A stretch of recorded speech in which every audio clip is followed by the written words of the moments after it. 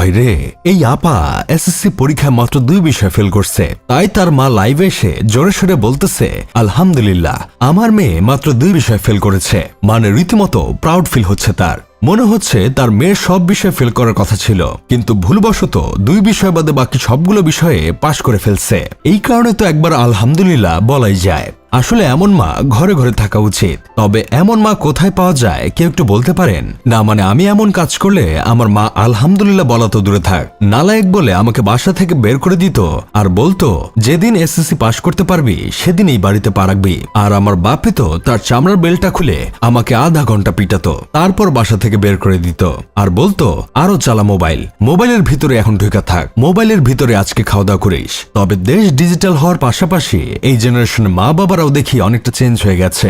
এখন তাদের সন্তানরা ফেল করলেও খুশি হয়ে আলহামদুলিল্লাহ বলে, কারণ মেয়ে যে একাধারে টিকটকার, ভ্লগার, ইনফ্লুয়েন্সার, এই বয়সেই মেয়ে লাখ লাখ টাকা ইনকাম করতেই পারে। সেখানে শুধু শুধু এসএসসি পাশ নিয়ে এত তুলোধুনো করার কি আছে? তবে বিশ্বাস করেন, আমি এত কিছু চাপে থাকলে কখনোই 2 বিষয় ফেল করতাম না। আমি তো সব বিষয় ফেল করতাম। আর এই মেয়েটার কথা একবার চিন্তা করেন, স্কুলে যাওয়ার আগে টিকটক করতো, স্কুলে যাইতে যাইতে টিকটক ভিডিও বানাতো, আবার স্কুলে যাওয়ার পরেও টিকটক ভিডিও বানাতো, আবার ব্লগ বানাতো, বিভিন্ন জায়গায় ঘোরাফেরা করত।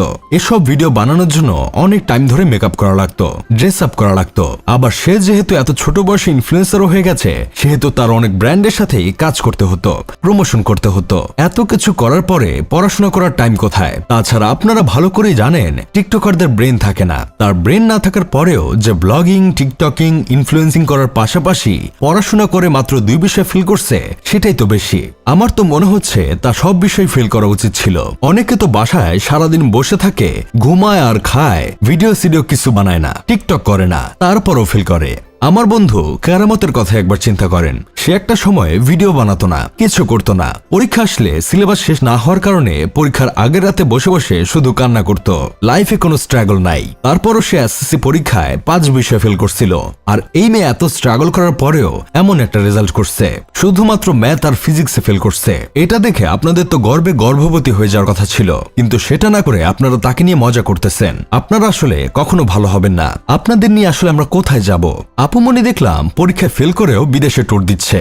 ফেল করা যে কতটা শান্তির, সেটা এই আপুমনিকে না দেখলে আমরা কখনো বুঝতে পারতাম না। তবে আমরা পাশ করলেও কপালে ট্যুর জুটে না। পরীক্ষায় ভালো রেজাল্ট করে আব্বাকে একবার বলছিলাম বন্ধুদের সাথে ট্যুরে যাব, টাকা দাও। আমার বাপে আমাকে ইন্টারের বই হাতে ধরাই দিয়ে বলছিল ইন্টারের পর আগাইয়া রাখ, ট্যুরে যাওয়া লাগবো না।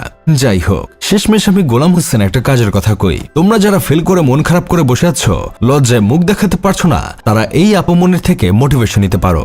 আপুর ব্রেন না থাকতে পারে, তারপরও তোমাদের হেল্প করতে কমতি রাখবে না।